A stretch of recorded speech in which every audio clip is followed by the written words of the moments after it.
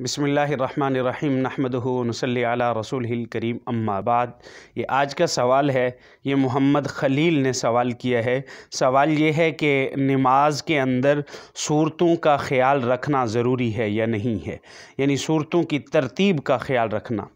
دیکھیں، اگر سائل کی مراد اس سے یہ ہے کہ صورتوں کی ترتیب کا خیال رکھنا، کہ صورتوں کی ترتیب پہلے پہلی صورت پڑھنا، پھر اگلی رکعت میں اس سے بعد والی صورت پڑھنا، جیسے سورۃ اخلاص ہے، پھر سورۃ اخلاص کے بعد سورۃ فلق پڑھنا، اور پھر اسی طریقے سے سورۃ فلق پڑھی پہلی رکعت میں تو دوسری صورت میں سورۃ ناس پڑھی، یہ صورتوں کی ترتیب۔ تو اس اعتبار سے صورتوں کی ترتیب یہ فرض نماز میں ضروری ہے، اور اس پر پابندی کرنا بھی ضروری اور لازم ہے، اور جان بوجھ کر صورتوں کی ترتیب کا لحاظ چھوڑ دینا یہ مکروہ ہے۔ لیکن اگر کسی نے ایسا کر لیا تو بہرحال اس کی نماز ہو جائے گی، لیکن جان بوجھ کر ایسا کرنا مکروہ ہے۔ اور اگر اس سے سائل کی مراد یہ ہے کہ نماز کے اندر دو صورتوں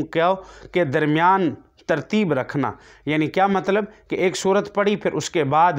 دوسری صورت پڑھی، درمیان میں کوئی صورت چھوڑ سکتے ہیں یا نہیں چھوڑ سکتے؟ یعنی دیکھیں، اس کے اندر یہ ہے کہ پہلے ایک صورت اور پھر اگلی رکعت میں دوسری صورت، اور ان دونوں صورتوں کے درمیان یا یہ دونوں صورتیں متواتر ہوں، اگر ان دونوں کے درمیان کسی ایسی صورت کا فاصلہ کیا جو مختصر صورت ہے، یعنی ایک رکعت کے اندر نہیں پڑھی جا سکتی، تو جان بوجھ کر ایسا فاصلہ کرنا یہ مکروہ ہے۔